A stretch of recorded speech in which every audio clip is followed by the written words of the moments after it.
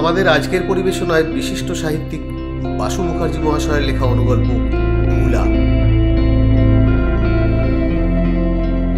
মুম্বাই রোডের ধারে এক ছোট্ট বাস স্ট্যান্ড। আমি বাস স্ট্যান্ডের পাশে দাঁড়িয়ে আছি। বাস স্ট্যান্ড মানে এক ফালি লম্বা ছাল চামড়া ওঠা ঘর, মাথায় সিমেন্টের ছাদ, লম্বা সিমেন্টের বেঞ্চি, ভেতরে জনমনুষ্যী নেই। নানান সাইজ ও রঙের কটা ছাগল মেঝেতে বসে বিন্দাস ঝিমোচ্ছে। একটা পারিবারিক অনুষ্ঠানে যোগ দিতে একাই যাচ্ছি। যেখানে যাচ্ছি সেটা গণ্ডগ্রাম টাইপের। বাস যোগাযোগ ভালো নেই, তাই গাড়ি ভরসা।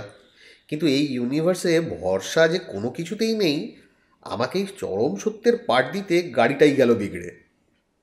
ড্রাইভার মেকানিক আনতে গেছে।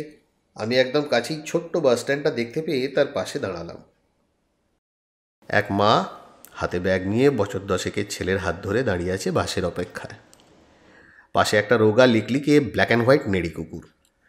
গ্রাম থেকে এদের সঙ্গেই এসেছে নিশ্চয়ই। মা ছেলের চেহারা পোশাকে দারিদ্রের জোরালো স্ট্যাম্প।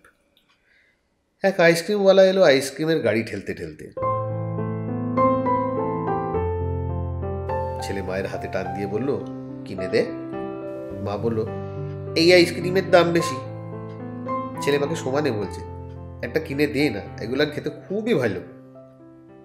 ছেলের প্রবল বায়না শেষ পর্যন্ত মাকে রাজি করিয়ে ছাড়ল। অরেঞ্জ আইসক্রিম শেষ হয়ে গিয়েছে, শুধু চকলেট আইসক্রিম আছে, দাম 10 টাকা। ওই শীর্ণ বেঁচে থাকার লড়াই লড়তে লড়তে যৌবনে বুড়িয়ে যাওয়া মায়ের কাছে টাকাটা অনেক। দেওয়াটা দেখেই বুঝলাম। ছেলের মুখে এদিকে খুশিতে হাজার ঝাড়বাতি জ্বলে উঠল। ঝলমলে মুখে আইসক্রিম নিয়ে অতি সন্তর্পণে ওপরের মুড়কটা খুলে মুখে পুরল। চোখ বুজে গেল তৃপ্তিতে। বার কয়েক চুষে মাকে বলল, খেয়ে দেখ মা। মা বলল, তুই খা। ছেলে বলল, খেয়ে দেখ না মা। মা এদিক ওদিক তাকিয়ে ছেলের হাত থেকে নিয়ে বার কয়েক চুষে ছেলের হাতে ফেরত দিল। তারপর কালো ঘাম জবজবে মুখে অপরূপ হেসে বলল, হ্যাঁ রে, খুব ভালো। কুকুরটা হাঁ করে ছেলেটার দিকে তাকিয়ে এত জোরে জোরে ল্যাজ নাড়ছে যে ল্যাজটা খসে পড়ছে না কেন সেটাই মহা আশ্চর্যের। ছেলেটা বলল, মা, ভুলাকে দেই। মা ঘাড় নাড়ল। আইসক্রিমের শেষাংশ ভুলাকে চোষানো হলো। তারপর কাঠিটা ভুলা কড়মড়িয়ে চিবালো যেন হাড় চিবাচ্ছে। ছেলেটা জিজ্ঞেস করলো, কিরে ভুলা, আইসক্রিমটা ভালো? ভুলা কেউ করে দ্বিগুণ জোরে ল্যাজ নেড়ে তার বেহদ পছন্দ হয়েছে সেটা জানিয়ে দিল। বাস এসে গেল। মা ছেলে উঠে পড়ল বাসে। ভোলা বাসের পেছন পেছন অনেকটা দৌড়ে গেল। কিন্তু অমিত অশ্বশক্তির ইঞ্জিনওয়ালা বাসের সঙ্গে পারবে কেন?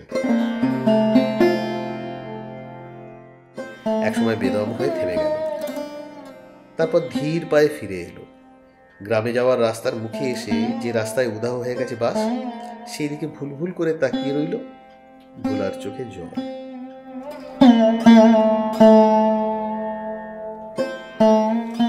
এই মহাবিশ্বের কেউ জানল না একটা হিলহিলে নেড়ি কুকুরের মন খারাপের কথা। শুধু আমি এই বিশাল প্রান্তরে তার সাক্ষী হয়ে দাঁড়িয়ে রইল।